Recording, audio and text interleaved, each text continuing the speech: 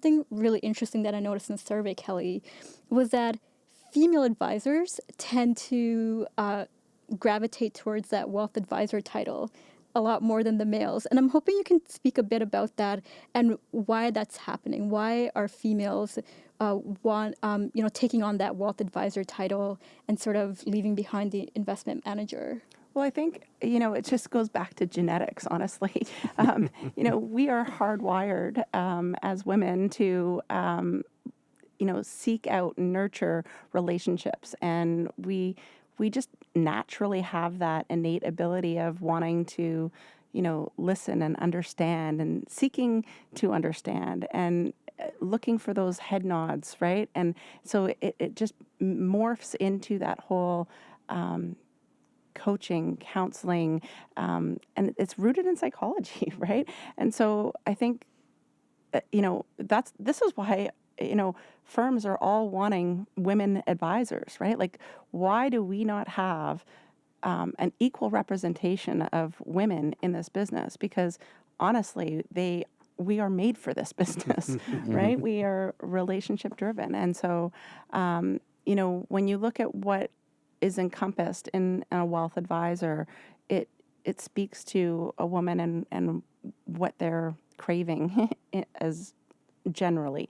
And so, I think some of the other stats I saw in the survey were that the women were two times more likely to meet with their clients more frequently, right? And so, advisors, men were looking at it as semi-annually, and women were more likely to do quarterly meetings. And I think, again, it's just that innate bias of theirs that they want to be connected to their clients. They want to reach out, and they want to broaden out those services. So I think that's... Yeah, I also, you see it in a lot of women teams that again, it's that empathy, I think, is a big factor. It's like empathy drives their advice. Empathy drives sort of, to your point about connected, I think it's almost like a check-in. It's like, how are you doing? Not if you want to know how you're doing, call me. It's more, how are you doing? And not how are you doing financially? How are you doing?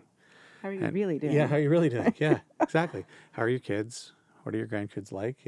I agree. I think there's that nurture and empathy just makes them more attentive in an ever changing, right? That wasn't the way the business was run, and I've heard from female advisors they and this is going to date me a little, but they were considered more of the Rodney Dangerfield of advice businesses because they were doing all that hard work, but they weren't being credited for it, right? Because it wasn't the practice, but they were already doing a lot of those additional services and extra touch points. They just weren't. It just wasn't the way the business, credited people, and right. I think that's completely changed. To your point, they're all trying to recruit female teams now. And I think we've discussed the reasons why. Yeah. And, I think women were two times more likely to do the behavioral coaching, two times more likely, even on the miss that I felt that I alluded to earlier in terms of that long-term care and elder care.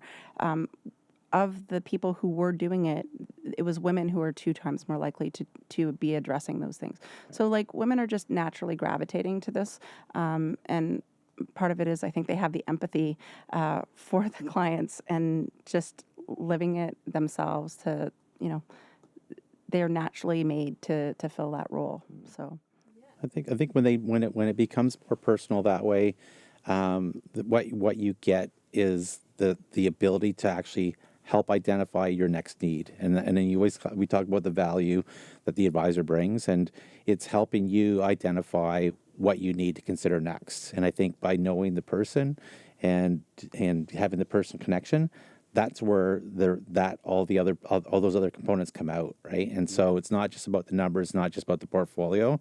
It's around knowing the person and then being able to ensure that they're aware of what they need to be looking at in the future.